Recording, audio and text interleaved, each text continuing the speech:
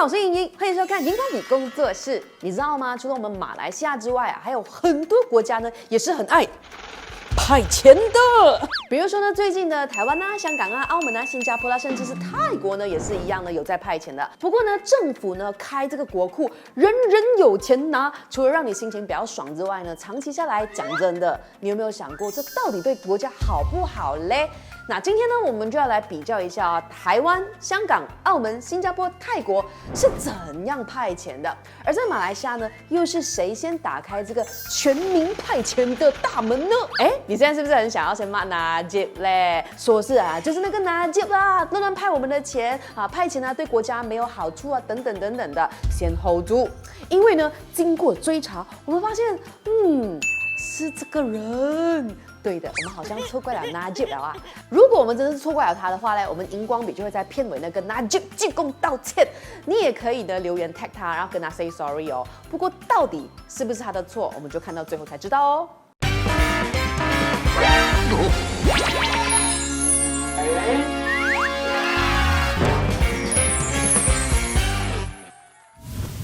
在影片正式开始之前呢，让我们自我介绍一下，我们是荧光笔工作室 Highlight， 是全马最热血的知识型频道。我们以科普的方式聊关于马来西亚的社会、民生、时事议题等等。我们除了有街访之外呢，也有访谈哦。那有这么多的内容，有兴趣的朋友，你们已经订阅我们了吗？还没的话，现在就按赞、订阅、加分享吧。我们每个礼拜3跟礼拜6呢，都会准时上影片，让我们一起好好认识马来西亚。OK， 回到正片。好，在我们看看其他国家之前呢，要先来查一下第一位在马来西亚派遣的到底是谁。而且呢，我们现在已经是每换一次首相呢，都要换一个新的名目。而我们现在呢，最新的派遣的这个东西呢，就叫做 STR 关爱援助金 Sumbangan Tunai Rahman。但是呢，你知道啊，这一个派遣计划以前叫什么吗？而且呢，还有人啊，明明是一样派遣，但是嘴巴硬不承认。你又知道他是谁吗？让我们一起进入时光隧道。STR fasa 1 untuk B40. Isu rumah pendapatan kurang RM2.500 layak terima sumbangan sehingga RM2.500. Bantuan keluarga Malaysia ataupun BKN tambahan.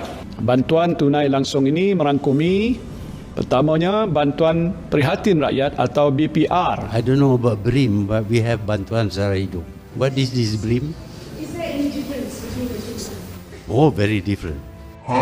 Bayaran Bantuan Rakyat Satu Malaysia BRIM yang akan ditukar nama lain akan mula diagihkan kepada mereka yang layak. Pemberian BRIM pada bulan Jun dan Ogos 2018 yang masing-masing berjumlah RM400 akan digandakan pada RM800. Bulan Jun ini BRIM naik 100%. Bulan Ogos naik 100% lagi.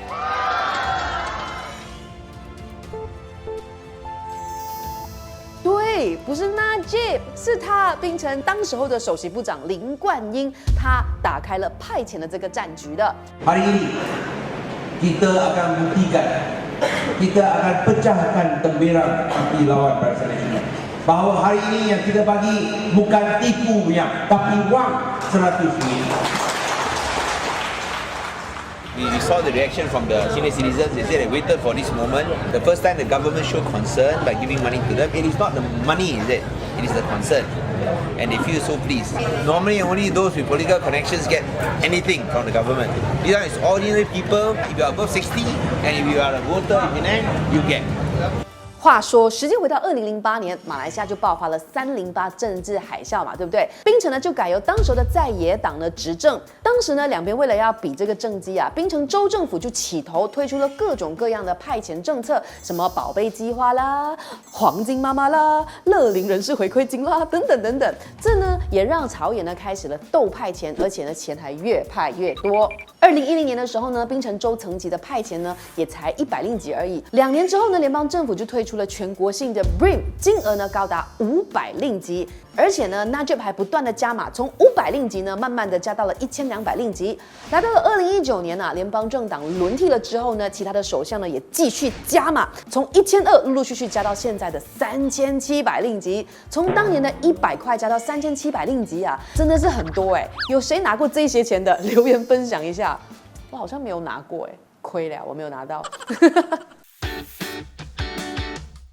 好，先来看看我们的邻国新加坡。其实呢，总的来说啊，新加坡并没有年年在派钱的。不过呢，他们最早的这个派钱政策呢，可以追溯到2001年的 New Singapore Shares。依照他们国民的收入呢，发放1股1新币的这个新加坡股票，一个人呢是200到1400股左右。那为什么要用股票呢？因为啊，要新加坡人觉得自己是国家的股东，只要新加坡有钱赚，自己就有钱分。那虽然呢，当老板听起来还是很爽，对不对？不过呢，2006年开始呢，新加坡还是决定要改成现金发放，每隔几年呢就给国民发花红或者是 bonus， 每人呢是100新币到300新币，也就是300多 ringgit 到1000多 ringgit 左右。收入越高呢，就会领得越少。那为什么说是花红呢？因为啊，这些钱呢是政府的盈余，政府有赚钱，经济有增长，新加坡呢就会直接还富于民。那虽然呢，很多的新加坡人觉得啊，这边给你发花红，可是另一边呢却调高 GST 消费税，那这个花红根本就是左手进右手出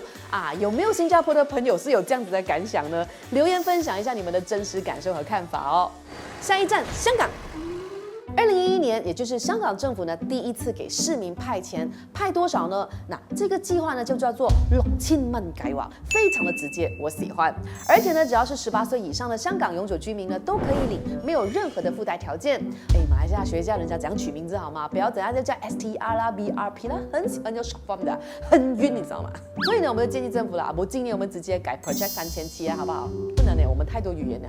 Project 37就会 Project 3700。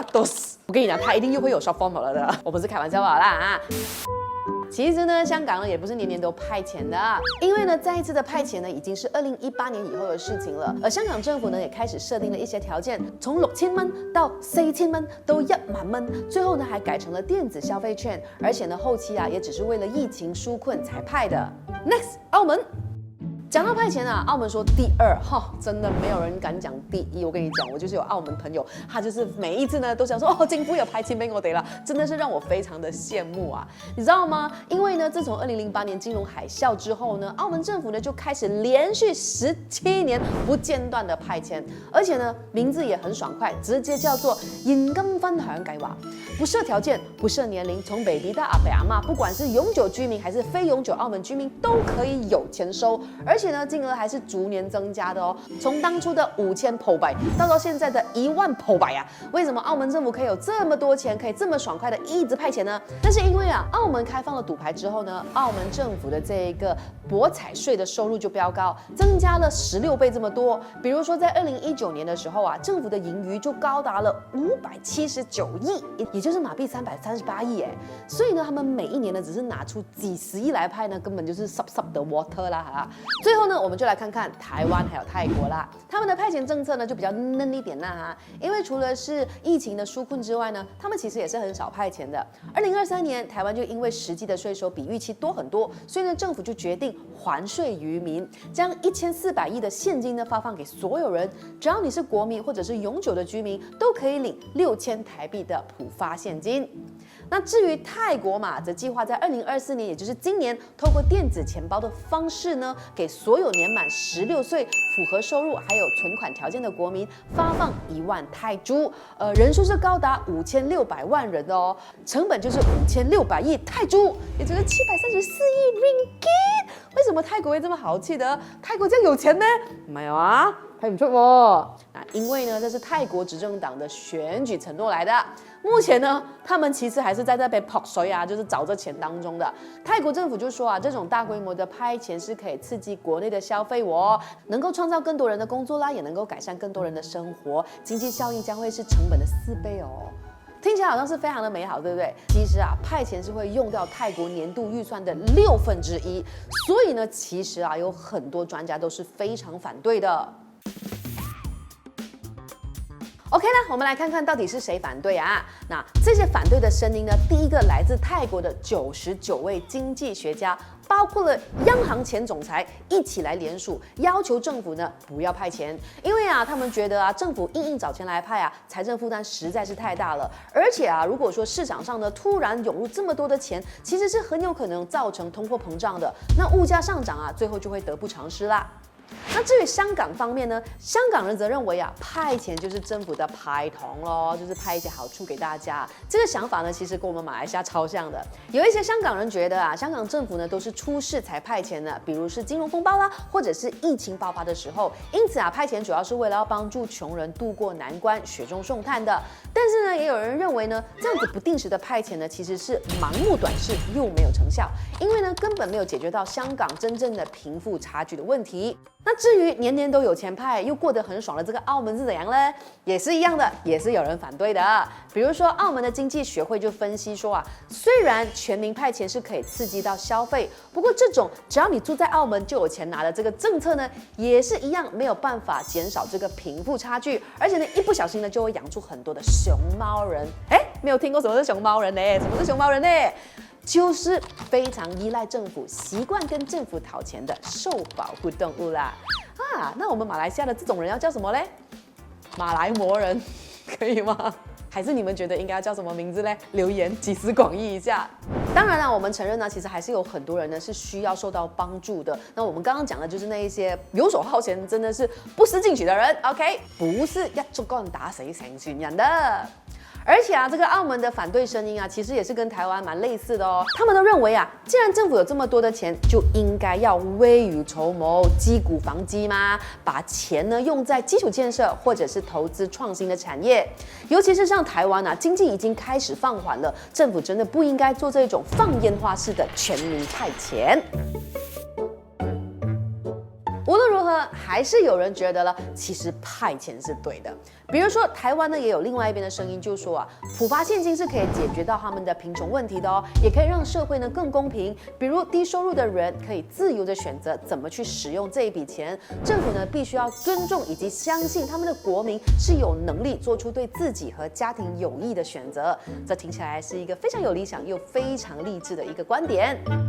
至于新加坡人又怎么看呢？新加坡呢就有人认为啊，设定收入门槛的 bonus 政策才是对的，因为呢这样呢才是有效率的精准扶贫。Singapore is such an efficient society. Why do we need 3 months? We are very efficient already. 果然是新加坡啊，全部呢都是要很 efficiency 的。另外呢，也有新加坡的研究显示啊，政府派遣之后呢，其实啊民间的这个消费呢都会明显的增加，而且呢信用卡的债务还会轻微的下降，所以这个 bonus 看起来好像是好的。而且啊，你知道吗？这个研究呢也跟 Malaysia 很像哦。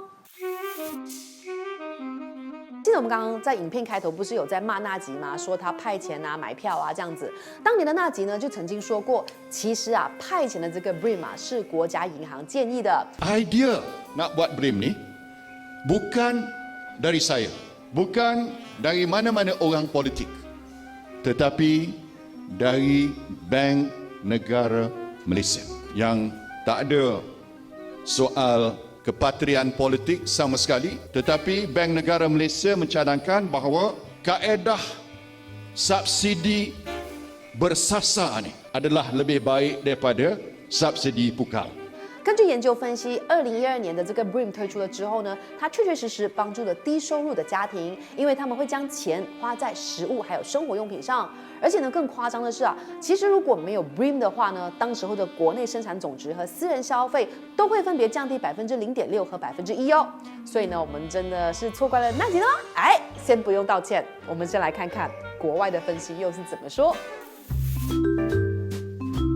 其实呢，从1990年代开始啊，世界各地呢都开始了类似 BRIM 这样子的现金转移计划 （Cash Transfer Program）。派遣的方式呢分为2种，第一种是有条件的 （Conditional Cash Transfers）， 第二种呢是无条件的 （Unconditional Cash Transfers）。所谓的有条件是呢，拿钱的人呢是必须要做到政府要求的事情，比如说是家里的小孩必须去上学啦，或者是定期进行健康检查。那么无条件的呢，则是只要你符合年龄或者是收入的门槛就可以拿钱。那比如说马来西亚的 BRIM 啦，新加坡的 bonus 啦，或者是澳门的现金分享都属于这一类。截至2016年，全世界呢大概有130个低收入和中等收入的国家呢都有进行无条件的现金转移，有63个国家呢执行有条件的派遣政策。不过派遣到底真的有用吗？有很多国内外的研究都说，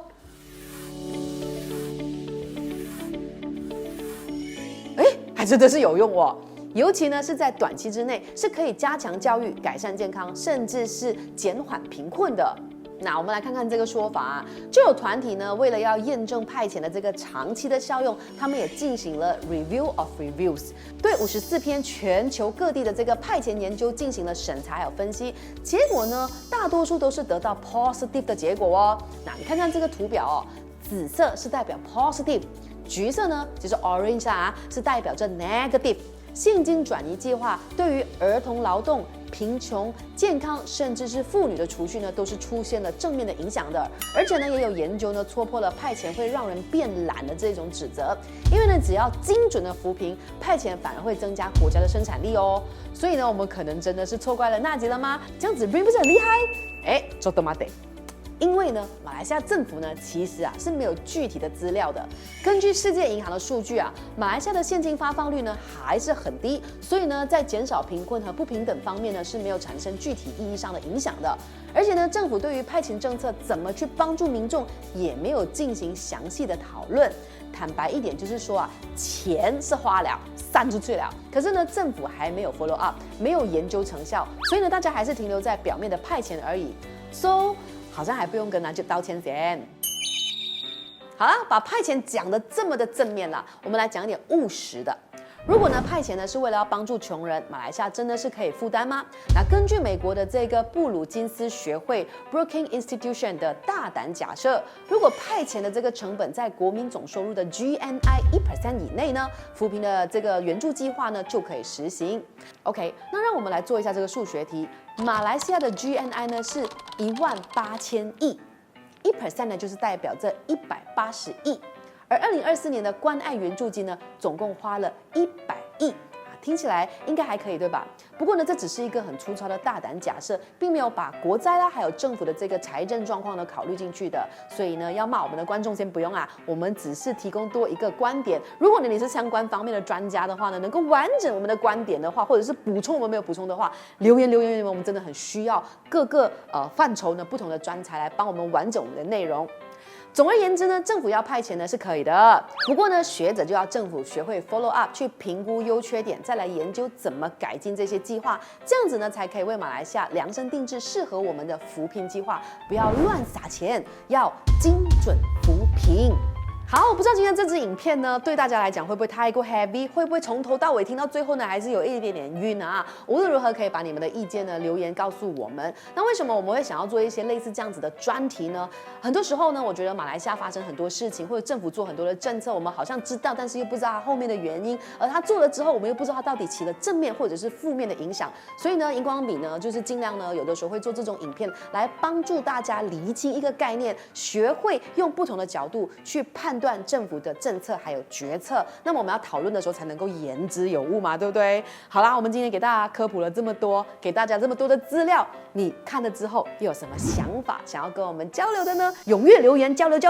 那当然呢，我们每个礼拜3跟礼拜6呢都会上一支影片在我们的 YouTube 频道，那我们还有其他的平台呢都可以 follow 的，有长影片、有短影片啊，有 infographic 等等啊，全部 follow 起来。如果你可以用1杯奶茶的钱每个月啊要支持我们的话，那会更棒哦，可以加入我们的会员。加入会员在哪里啊？可以加入我们的会员，两边都放啊，反正1个月1杯奶茶的钱就可以帮助我们走更远啦。那希望得到你的支持啦。那我们下支影片再见，拜拜。我觉得我今天的手脚很不协调，那个节奏很奇怪。